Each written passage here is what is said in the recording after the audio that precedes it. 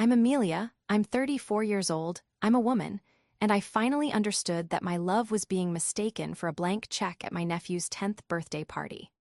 For years, I had been the reliable one, the successful one, the one my family turned to when things went wrong.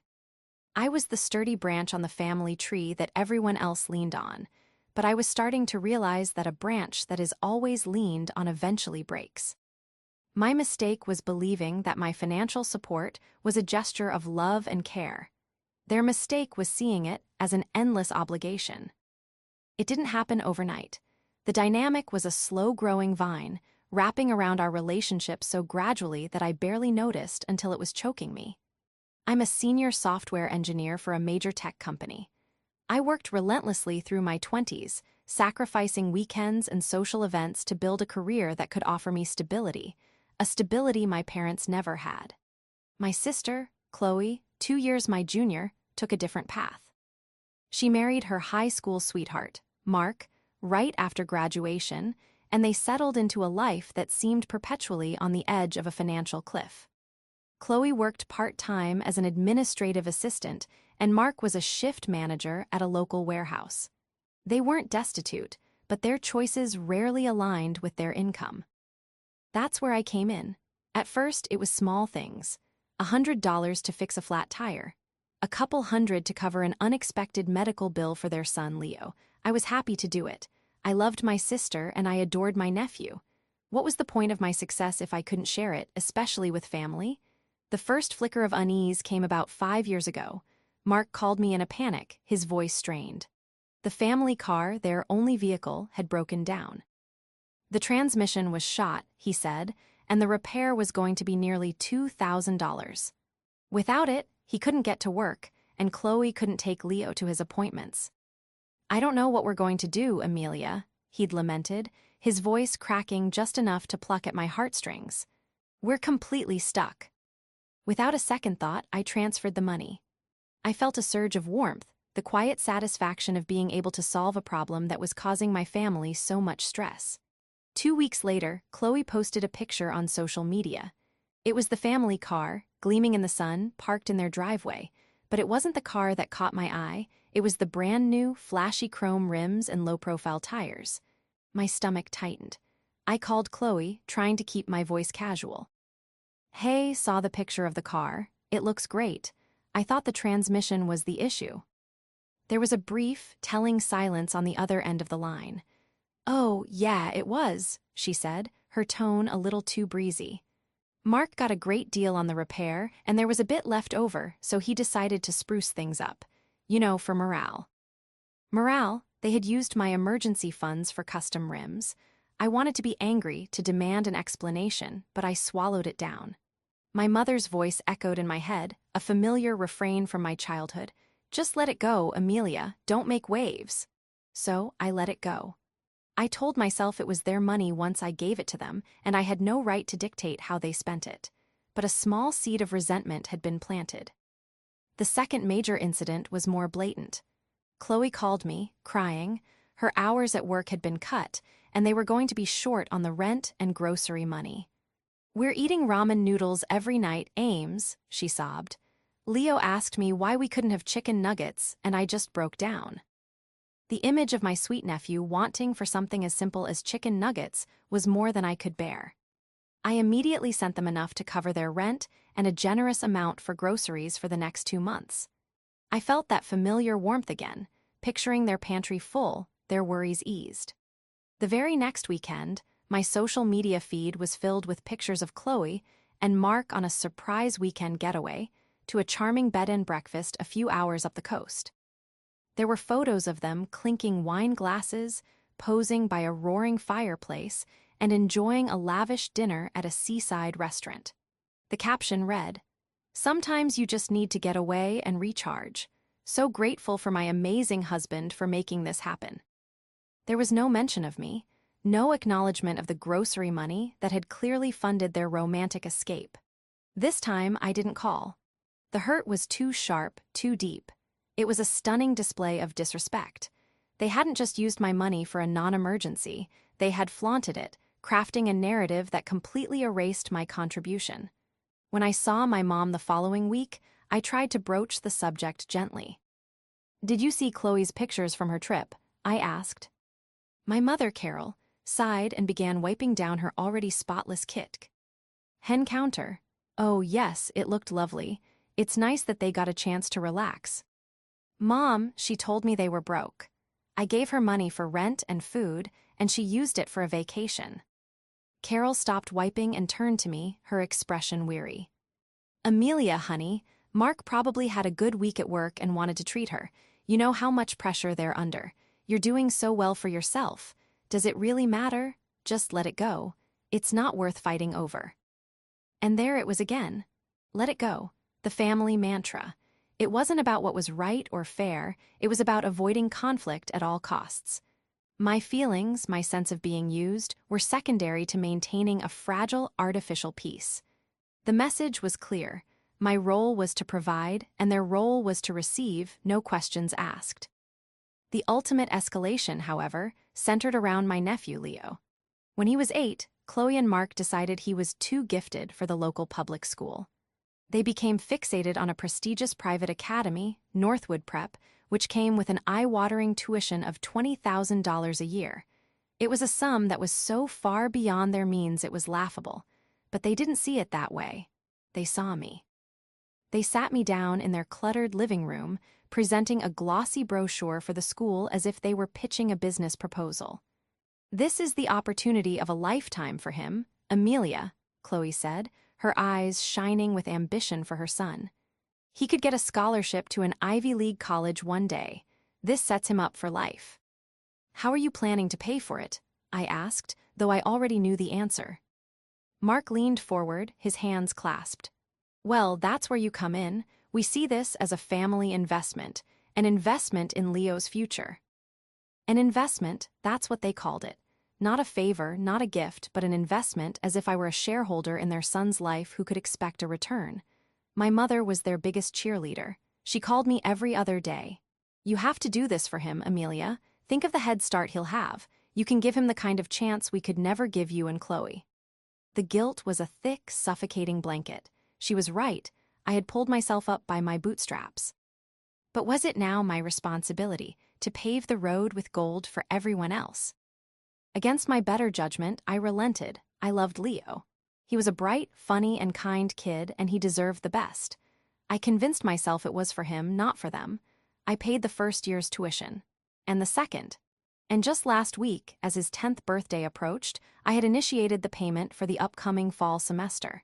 It was a direct debit transfer, scheduled to go through in a few days. I'd even tucked a check for the remaining activity fees into his birthday card. For 2 years, I had been the silent, invisible benefactor behind Leo's elite education, while Chloe and Mark happily took the credit, posting endlessly about Northwood Prep life and their gifted son. And through it all, the passive-aggressive jabs from Chloe became more frequent, each one a tiny pinprick on my already thin skin. She had found a way to resent the very lifeline she clung to, and I was beginning to drown under the weight of it all. The sun was bright and unforgiving on the day of Leo's 10th birthday party. I had rented a small section of a local park, complete with a covered picnic area and a playground. As I directed the delivery of a massive, inflatable bounce house shaped like a castle, I felt a familiar pang of something. It wasn't quite regret, but it wasn't joy either. It was the dull ache of obligation. Every part of this day, from the custom-ordered superhero cake to the professional face painter, was courtesy of my bank account. I had wanted to give Leo a day he'd never forget, but as I watched my sister Chloe direct the placement of the gift table, I wondered if I was just funding a spectacle for her own social standing. "A little more to the left, Mark," she called out, waving her hand dismissively. "The lighting is better over there for pictures." She turned to me, her smile tight and artificial. "It's all coming together, isn't it? Thanks, Amelia. I just didn't have the time to organize all this myself this year. Things have been so hectic." I nodded, forcing a smile of my own. "It's for Leo. I'm happy to do it." "Of course you are," she said, her voice dropping just enough so only I could hear. "Must be nice to just throw money at problems instead of actually having to deal with them." The comment slid past my defenses like a poisoned dart. I felt my jaw tighten, but I didn't retaliate. I just watched as she walked away to greet the first arriving guests, a gaggle of 10-year-old boys who immediately sprinted towards the bounce house with whoops of delight. My brother-in-law, Mark, clapped me on the shoulder, his grip a little too firm. "Don't mind her, Ames," he said with a conspiratoria. "Elle wink, she's just stressed, you know how she gets. But seriously, this is incredible. You really outdid yourself this year. Leo is going to lose his mind."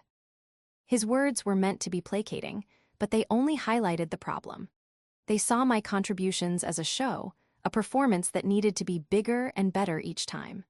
My worth in their eyes was directly proportional to the lavishness of my gifts. I spent the next hour playing the part of the happy, doting aunt. I helped the face painter with her supplies, handed out juice boxes, and cheered as Leo and his friends waged a mock battle inside the bouncy castle. I saw the genuine, unadulterated joy on my nephew's face, and for a moment, it felt worth it. He ran up to me, his face painted like a tiger, and threw his arms around my waist. "Auntie Amelia, this is the best birthday ever," he yelled over the noise of the party. "Thank you, thank you, thank you." I hugged him back tightly, my heart swelling.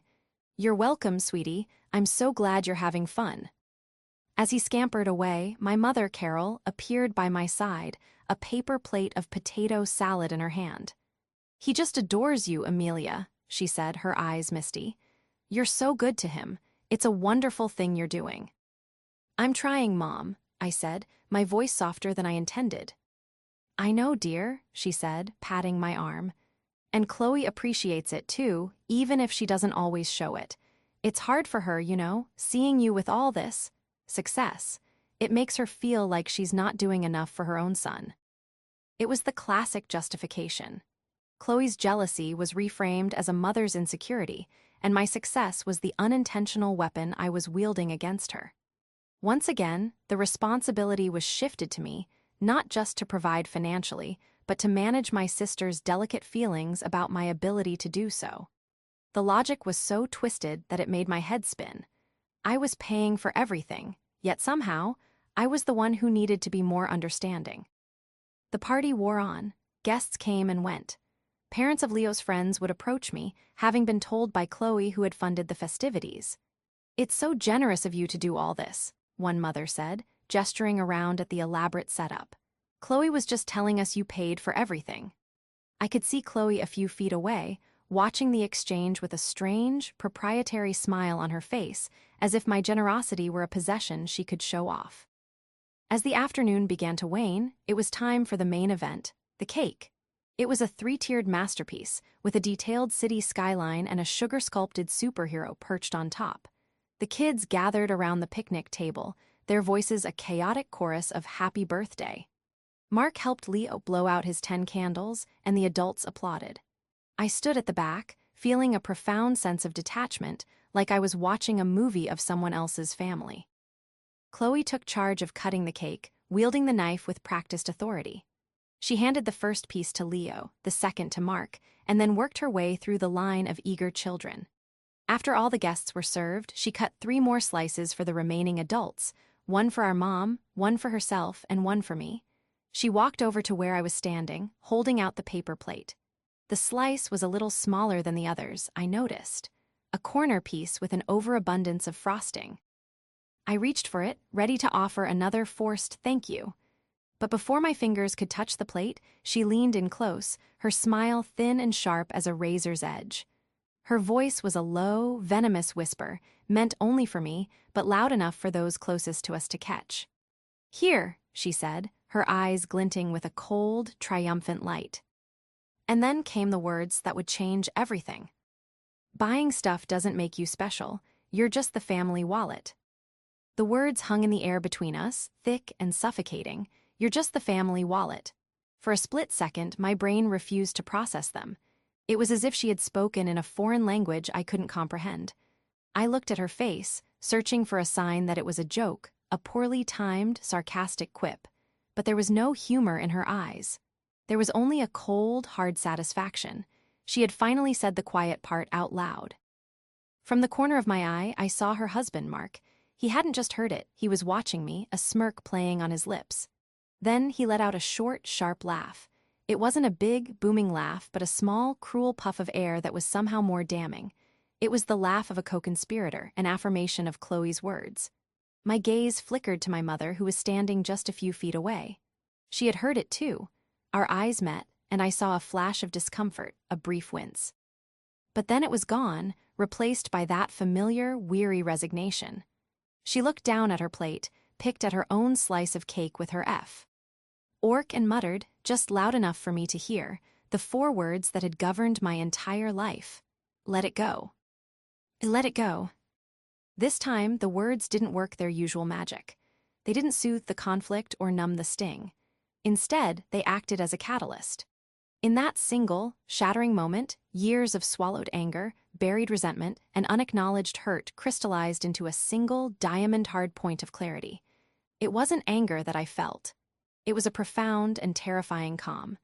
The emotional fog I had been living in for over a decade had suddenly, miraculously, lifted. I saw everything for what it was. The emergency car repairs for custom rims, the grocery money that funded romantic getaways, the constant pressure to pay for a private school they couldn't afford, all while they took the credit. And now this, the ultimate distillation of their view of me. I wasn't a sister. I wasn't an aunt. I wasn't Amelia. I was a wallet, a resource, an inanimate object whose only function was to dispense cash. My hand, which had been reaching for the cake, slowly retracted. I looked down at the plate Chloe was still holding out to me. The brightly colored frosting seemed garish and mocking. I met her eyes again, and my voice, when it came out, was steady. It was unnervingly quiet. "No, thank you," I said. I set my own, untouched drink down on the nearby table with a soft, deliberate click. I turned away from my sister, from my brother-in-law's smug face, from my mother's determined avoidance. My movements felt slow and measured, as if I were moving through water. The chaotic, happy noise of the party faded into a dull, distant hum. My focus narrowed to a single point, the gift table. There, nestled amongst the brightly wrapped presents from Leo's friends, was my card. It was a simple, elegant white envelope. Inside, I knew, was a birthday card with a heartfelt message for my nephew, and tucked within that card was a check for $2,000 to cover his school's, activity and materials fees for the upcoming year. But it wasn't just a card. It was a symbol of the very payment I had authorized just last week. The $20,000 tuition payment that was scheduled to be automatically withdrawn from my account in less than 72 hours. I walked to the table. I could feel their eyes on me. Chloe's confused, Mark's still amused, my mother S now worried. The other parents were starting to notice that the family-centric tableau had fractured. I picked up the white envelope. My fingers were steady. The paper felt cool and smooth against my skin. I turned back to face them, holding the envelope so they could see it. I looked directly at Chloe, then at Mark. "Good luck covering next semester," I said, and my voice didn't waver. It was as clear and cold as ice. I just canceled the payment. The silence that followed was absolute. It was heavier and more complete than any sound. Mark's smirk vanished, replaced by a slack-jawed expression of disbelief. Chloe's face, which had been alight with petty triumph, crumpled into a mask of confusion and then dawning horror. My mother finally looked up, her eyes wide with panic. "Amelia, no," she whispered, her voice trembling. I didn't give them time to respond, to argue, to deploy their usual tactics of guilt and manipulation. I had delivered my message. The transaction was complete. I turned around, and without another word, without a single glance back, I started walking. I walked past the bounce house, past the face painter who was packing up her kit, past the parents who were now gathering their children, whispering and casting nervous glances in my direction. My car keys were in my pocket. My purse was on my shoulder. Each step felt lighter than the last. With every footfall, I could feel the immense weight of their expectations, their resentment, their bottomless need beginning to slide off my shoulders. It was a physical sensation, a release so profound it almost made me dizzy. I reached the edge of the park and was just stepping onto the pavement of the parking lot when I heard it. The sound of running feet on the grass behind me and a voice, panicked and raw, shouting my name. Amelia, Amelia, wait. It was Mark. Her husband ran after me. I didn't stop walking. I heard him calling my name, his voice laced with an urgency that had been entirely absent moments before, but I just kept moving toward my car. The sound of his footsteps grew louder, faster, closing the distance between us.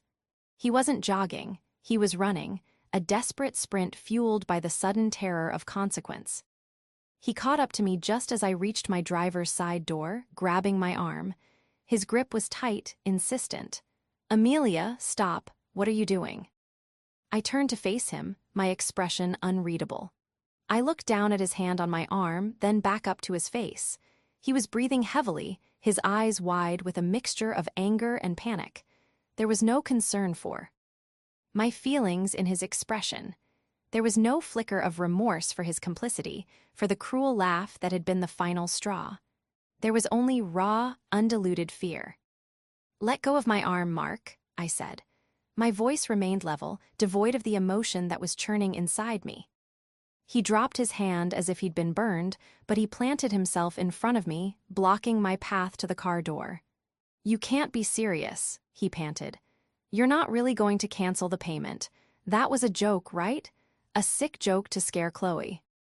Does it look like I'm joking? I asked. The reality of the situation seemed to be crashing down on him in waves. But why? Because of what Chloe said. It was a stupid comment, Amelia. You know how she is, she didn't mean it. She meant every word, I stated flatly, and you confirmed it when you laughed. A flash of anger crossed his face. Oh, come on, I can't laugh now. It was a party. People were having a good time until you decided to throw a tantrum and ruin everything. A tantrum, that's what he called it. My reaching a breaking point after years of being used and disrespected was a tantrum. The sheer audacity of it was breathtaking. This isn't about my tantrum, Mark, I said, my voice hardening. This is about the fact that you and your wife view me as a walking, talking ATM. You feel entitled to my money, but you don't feel you owe me even a shred of respect in return. The family wallet, as Chloe so elegantly put it, is now closed. His face paled. The financial reality was hitting him, and it was hitting him hard. But Leo, what about Leo's school? The tuition is due. We don't have $20,000, Amelia. You know we don't. His voice was rising, cracking with desperation. You can't do this to him. You're going to ruin his future, everything we've worked for. Everything they'd worked for. The delusion was so complete, so deeply ingrained, that he truly believed they had earned this. They had done the work of finding a rich sister to foot the bill. No, Mark, I said, shaking my head slowly. You are ruining his future by teaching him that it's okay to be dependent on others, to take without gratitude, and to treat the person supporting you with contempt. That is the lesson you and Chloe have been teaching him. I refuse to be a part of it any longer. I held up the envelope still clutched in my hand. This was for his activity fees. The main tuition payment I scheduled last week. I have my phone right here. I assure you, the cancellation request has already been submitted. It will be stopped first thing Monday morning. He looked at the phone in my other hand as if it were a weapon. A wave of pure desperation washed over his features. He stepped closer, lowering his voice into a pleading whine. Amelia, please, don't do this. We're sorry, okay? Chloe's sorry. She'll apologize. We'll pay you back for everything. Someday.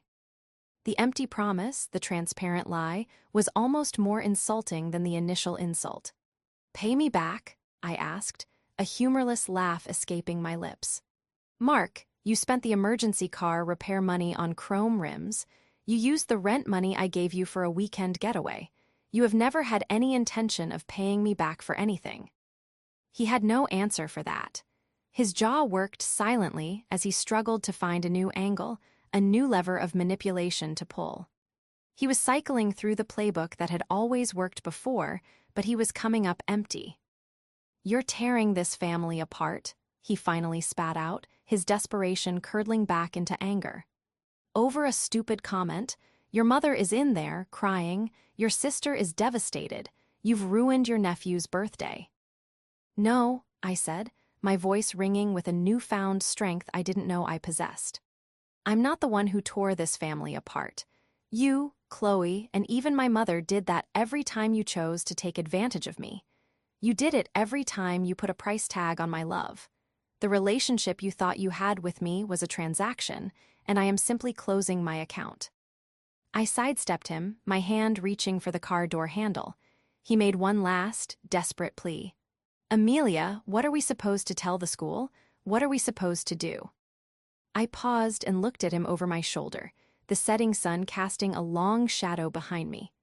I don't know, Mark, I said, and for the first time, I felt a sliver of pity for the man-child standing before me, a man so used to having his problems solved that he had no idea how to face one on his own. That's your problem now. I got into my car, started the engine, and didn't look back. As I pulled out of the parking lot, I could see him in my rearview mirror, standing helplessly, a solitary figure dwarfed by the consequences that were rushing toward him. For the first time in a very long time, I felt free. The drive home was a blur. The initial adrenaline of the confrontation began to fade, replaced by a strang. And hollow quiet. It was the quiet of a house after a storm has passed, the air still and charged. I expected to feel a torrent of emotions, rage, sadness, guilt, but instead, I felt a profound and unsettling emptiness.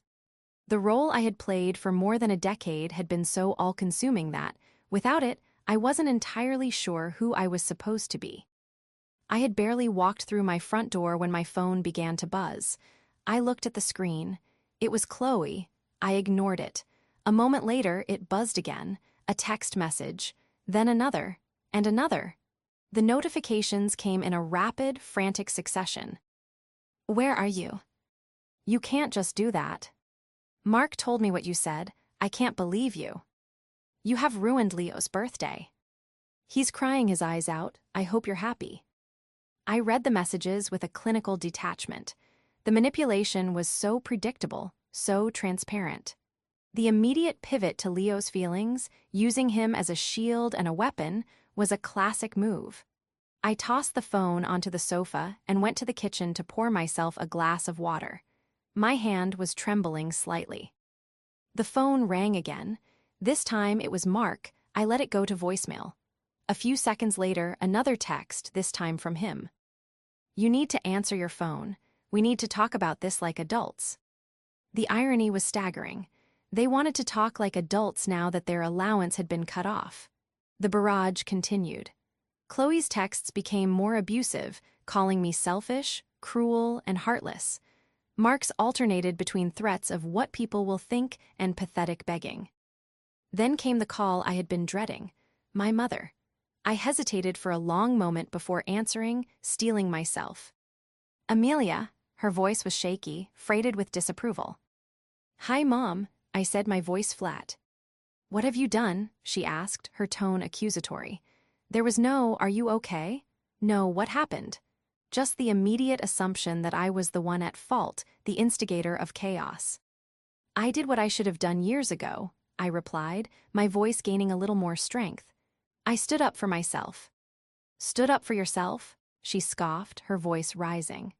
By humiliating your sister in front of all her friends, by taking away your nephew's education, Amelia, this has gone too far. You've torn this family apart. There it was again. The same phrase Mark had used. It was their shared script, the narrative they had instantly created to cast me as the villain. This family was torn apart long before today, Mom, I said, the words tasting like metal. It was torn apart by jealousy and entitlement. It was torn apart by the fact that no one, not even you, ever stood up for me. You just told me to let it go while they took everything I had to give. I was trying to keep the peace, she cried.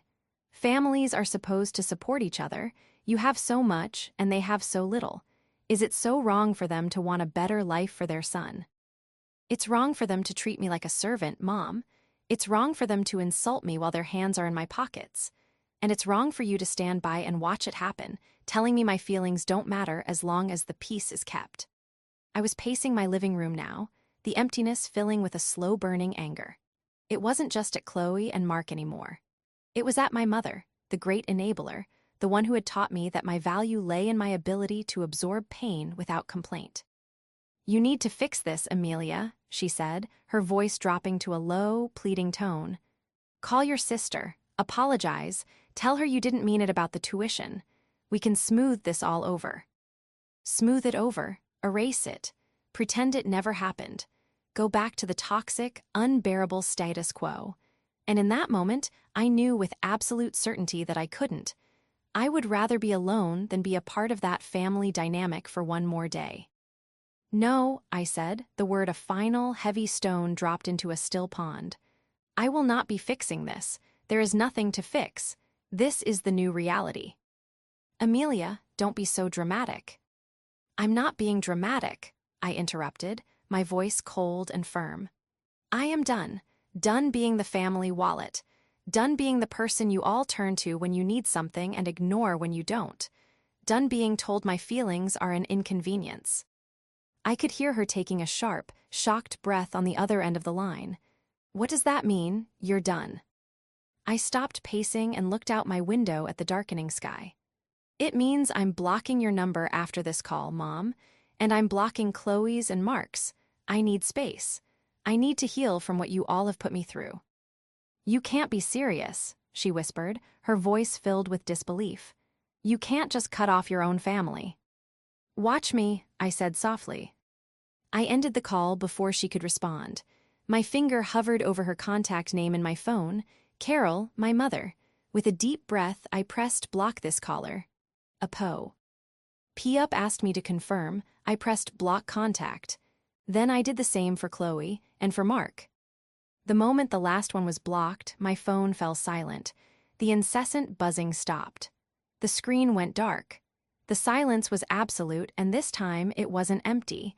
It was filled with possibility. It was heavy, yes, but it was the weight of freedom, not obligation. Tears finally came, hot and fast. They weren't tears of sadness or regret. They were tears of grief for the family I wished I had, and tears of relief for finally escaping the one I actually did. I curled up on my sofa, wrapped a blanket around myself, and cried until there were no tears left. The family wallet was closed for business, permanently. And for the first time, Amelia was open. The first few weeks were the hardest. My life had been so intertwined with my family's manufactured crises that their absence left a gaping void. I'd find myself checking my phone, my thumb hovering over the blocked contacts list, a morbid curiosity about what fresh hell of texts and voicemails I was missing. The silence felt unnatural, like the dead calm before a hurricane. Every time my phone buzzed with a legitimate email or a notification from a friend, my stomach would lurch with a Pavlovian dread, bracing for an attack that was no longer coming. I realized how much mental and emotional energy had been devoted to managing them. It had been a part-time job I hadn't even known I was working. I had been constantly anticipating the next request, rehearsing the next difficult conversation, calculating whether I could afford the next emergency. With that burden gone, I was left with an abundance of time and mental space, and I had no idea what to do with it. On the advice of a trusted friend, I found a therapist. Her name was Dr. Evans, a kind-faced woman with a no-nonsense attitude. In our first session, I laid out the entire story, from the custom rims to the birthday party. When I finished, I felt exposed and childish, as if I were complaining about something trivial. "So you feel guilty for cutting them off," Dr. Evans said, phrasing it as a statement, not a question. "I feel selfish," I admitted. "My mother's voice is in my head, telling me I've torn the family apart. My nephew is probably confused and hurt. Maybe I should have just kept paying for things and kept my mouth shut." Dr. Evans leaned forward slightly. "Amelia, your family wasn't a family. It was a system. A system designed to extract resources from you and transfer them to everyone else. You weren't a participant. You were the host. And when the host decides it no longer wants to be fed upon, the parasites will always claim the host is being selfish. Your only crime was refusing to be their bank. Her words were blunt, but they struck me with the force of truth. A system, not a family. The distinction was critical. It gave me a framework to understand what had happened, to see it not as a personal failure, but as the logical outcome of a deeply dysfunctional dynamic. With this new perspective, I started to slowly rebuild my life. I began by reclaiming my finances. I sat down and looked at my budget, and for the first time, I calculated exactly how much money had been flowing out to my family each year. The number was staggering. It was more than my mortgage. It was enough to fund a master's degree, to take a round-the-world trip, to start a foundation. Seeing it in black and white wasn't about regret, it was about empowerment. It was my money. I had earned it. And now, I could decide what to do with it. The first thing I did was book a trip. A real one. Not a weekend getaway, but a 2-week solo tour of Italy, something I had dreamed of since college but had always put off because there was always another emergency that required the funds. The act of booking the non-refundable tickets was a declaration of independence. While in Rome, standing in the middle of the ancient forum, I felt a sense of peace I hadn't experienced in years. I was completely anonymous, a stranger in a foreign land, and no one needed anything from me. My identity was my own, not defined by my relationship to anyone else.